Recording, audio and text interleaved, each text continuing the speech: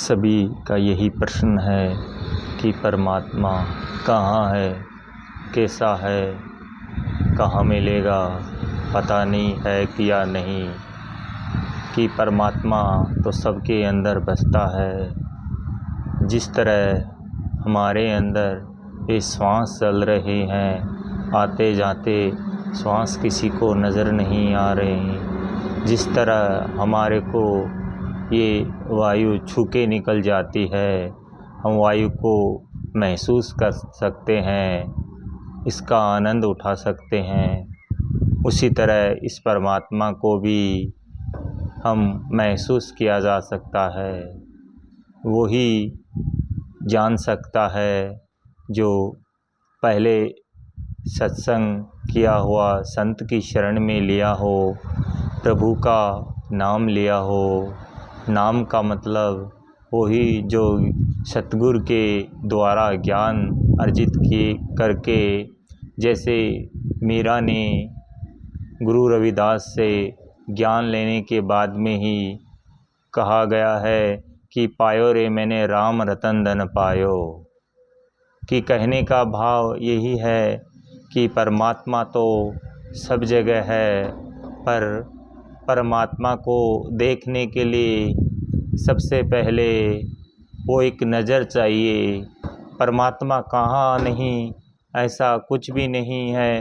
परमात्मा सभी के अंदर मौजूद है, पर हम उसे देख नहीं पा रहे हैं कि हमारे अंदर इतनी मैल चढ़ी हुई है कि हम समझ ही नहीं पाते। हम एक दूसरे पे उंगलियां उठाते रहते हैं। परमात्मा तो हर के अंदर है, कण कण के अंदर है। हम अपने आप भी कहते हैं कि भाई कण कण में राम है।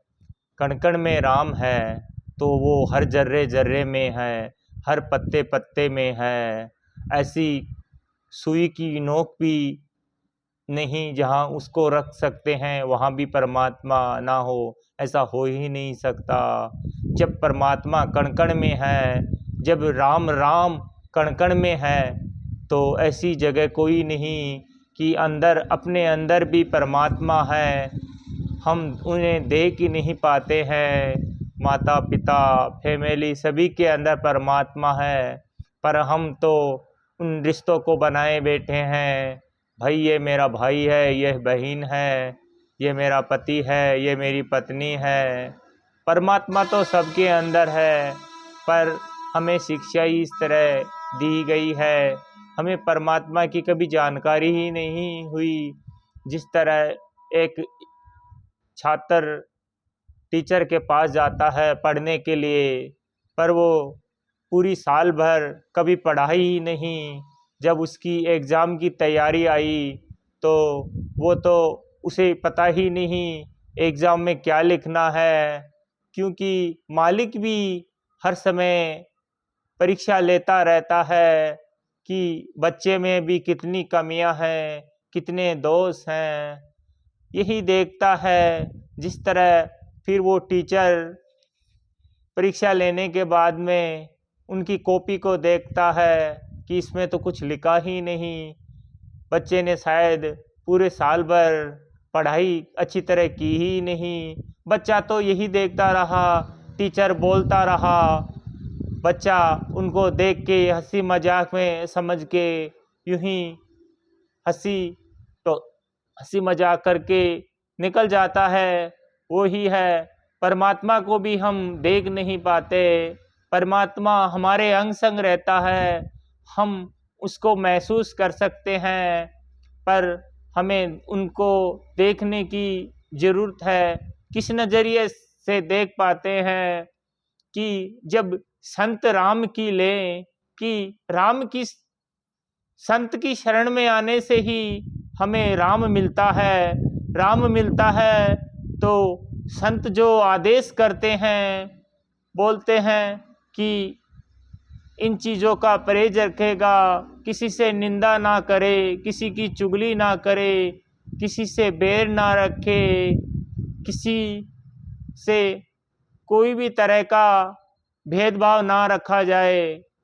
सबसे मिलजुल के रहना है, यही तो संत का आदेश है कि संत राम की ले तो सारे सुख अपने आप मिल जाते हैं। तो परमात्मा को कहीं ढूंढने की जरूरत ही नहीं है, हम ढूंढते रहते हैं परमात्मा को।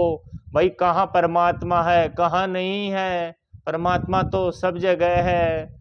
हमें अपने आप में ढूंढना चाहिए परमात्मा, जो खुदा खुदा खुद में सब में रमा हुआ, इसे ही तो खुदा कहते हैं। खुदा जो सब जगह है पर हम देख नहीं पाते। हम तो बातें करते रहते हैं अक्सर कि जब चोट लगती है तो उसे पता चलता है कि परमात्मा ही एक मेरा सहारा बचता है। बाकी जो रिश्ते नाते, भाई बहन, बंधु मित्र, माता पिता, सबसे ठोकर लगती है। जब जाके अकेला उस दर्द का महसूस होता है तब परमात्मा याद आता है, नहीं तो परमात्मा उसे महसूस ही नहीं होता कि जब उसको चोट लगती है तभी इस चुभन का महसूस होता है कि हमारे शरीर में किसी तरह की चोट लगती है, जब ही हमें उसका दर्द का एहसास होता है। क्योंकि चोट लगी पैर में, पैर ने से हमारे दिमाग के अंदर वो एक संकेत आ रहा है कि मेरे दर्द हो रहा है। चोट तो पैर से लगी है, दर्द पैर को होना चाहिए, पैर, परंतु हमारा मस्तिष्क के अंदर वो ही संकेत मिल रहा है। इसी तरह परमात्मा भी हमारे अंग संग है, हम उसे देख नहीं पाते।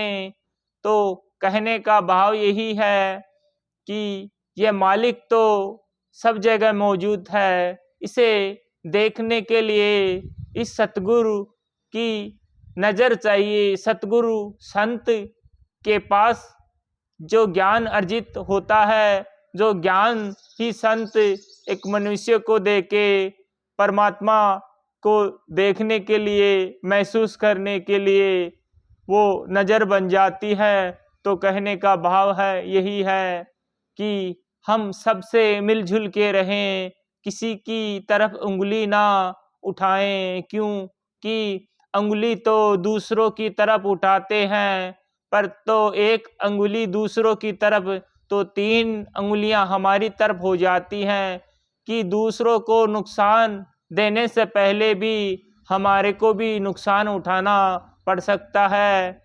तो सभी संत महापुरुष से यही निवेदन है कि किसी की गलतियों को नज़रअंदाज करते हुए उनको बख्श देना, क्योंकि गलतियां तो सभी से होती रहती है। ये संसार ही गलतियों का पुतला है।